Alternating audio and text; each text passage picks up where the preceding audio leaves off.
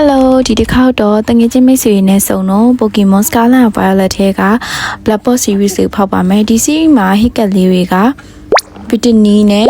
Sacrum EX ပါဒီ series လေးက booster band တဲ့အမျိုးအစားဖြစ်ပြီးတော့တပူးမှာ6ထုတ်ပါပါတယ်ရှင်တစ်ထုပ်မှာဆိုရင်တော့10ကပ်ပါပါတယ်ကဲအဲ့တော့မနဲ့တူတူပထမအထုပ်ကလေးကနေစပြီးတော့ကြည့်ကြည့်မယ်နော် first pack လေးပါဒီ series လေးမှာလည်းအမရှိမှမရှိသေးတဲ့ energy ကပ်လေးလည်းရခဲ့တယ်ပေါ့နော်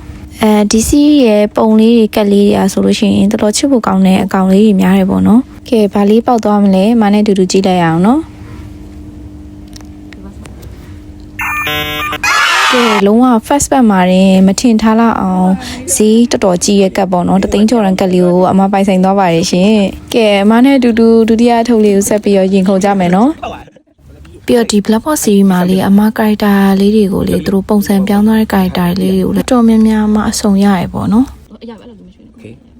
ဒါလေးကဘာမှမမြင်ဘူးကွာ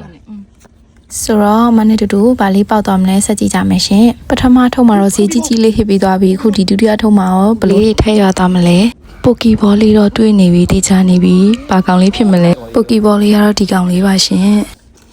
ကဲနောက်ချက်ပေါက်တာလေးရှိသေးရဲ့ရှင်ဒီကောင်လေးဆိုမှခုနပြောလို့ Solosis ကနေပြောင်းသွားတဲ့ကောင်လေးပေါ့EX လေးဖြစ်ပါတယ်အပြင်မှာတော့ကက်လေးတော်တော်လှတယ် EX ကက်လေးနောက်နေ့မှာလည်း Pokemon လေးတွေဆက်ဖောက်ပြီးတော့ giveaway လေးလည်းပေးတော့ဖို့ရှိအောင်မလို့အမအကောင့်လေးကို follow လုပ်ခဲ့ပေးပါနော် post လေးလည်းပေးတော့ပါ bye bye